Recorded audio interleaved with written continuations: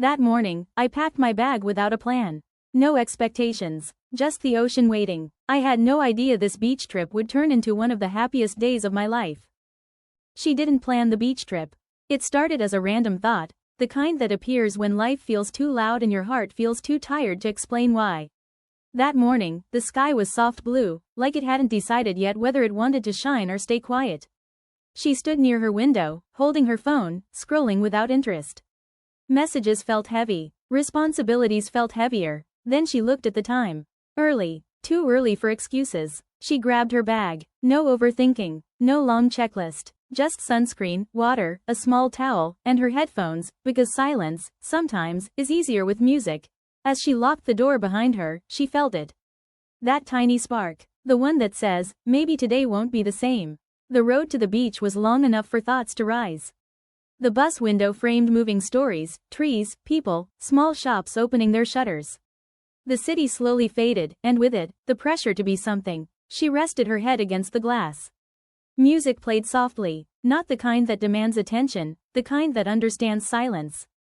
She thought about how rarely she did things just for herself, no deadlines. No expectations, no explanations, just movement. As the salty air began to sneak in through the open window, she smiled. Not a big smile, a real one. When she finally stepped onto the sand, she stopped. The ocean didn't rush her.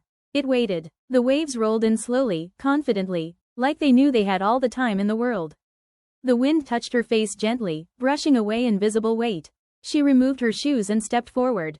The sand was warm, alive. Every step sank slightly, like the earth was welcoming her back. She stood there for a moment, quiet, still, letting the sound of waves replace the noise in her head.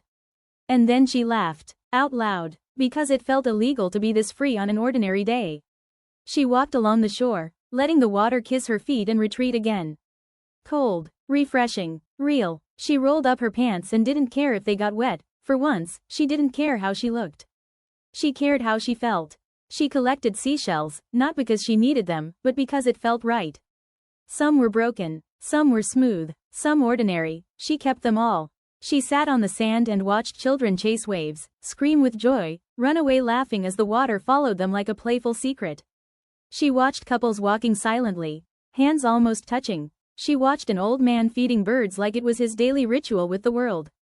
And suddenly, she realized something beautiful. Life wasn't waiting for her to be perfect. It was happening anyway. She decided to go deeper. The water reached her knees, then her waist. The waves tested her balance, but she stood firm. When one wave splashed higher than expected, she gasped, then laughed again. That laugh surprised even her. It wasn't polite. It wasn't controlled. It was wild. She stretched her arms wide and let the wind wrap around her like an old friend. For the first time in a long time, she felt present. Not worrying about tomorrow, not replaying yesterday, just now. Later, she laid her towel on the sand and lay down. The sun warmed her skin. The sound of waves became rhythm. Her eyes closed, and memories floated in. Moments she thought she'd lost. Dreams she paused, not abandoned. She thought about the girl she used to be, fearless, curious, hopeful. And instead of sadness, she felt gratitude. Because that girl was still here. Just tired, just learning. A tear slipped out, unexpected, gentle. She wiped it away and smiled. Even joy, she realized, can be emotional. She got up and decided to do something silly. She ran, barefoot, clumsy, fast. She let the waves chase her again like childhood. She built a small sandcastle, crooked, imperfect, and proudly admired it like a masterpiece. She took photos, not for social media, but for memory. Photos where her hair was messy, where her smile was real. She bought coconut water from a nearby stall and drank it slowly, watching the horizon like it held secrets meant only for her. As the sun began to sink, the sky changed colors. Orange, pink, gold. She sat quietly, knees pulled to her chest. The ocean reflected the sky like it was listening. She thought about how often she rushes life.